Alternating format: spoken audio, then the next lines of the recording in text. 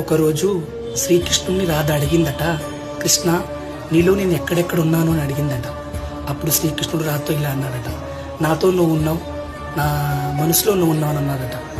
అయితే కృష్ణ నాకు ఇంకొక సందేహం ఉంది, నేను లేనిది ఎక్కడ అని అడిగిందట.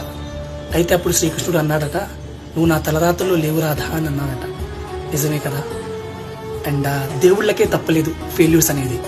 సో మనుషులమైన మనం ఎంత.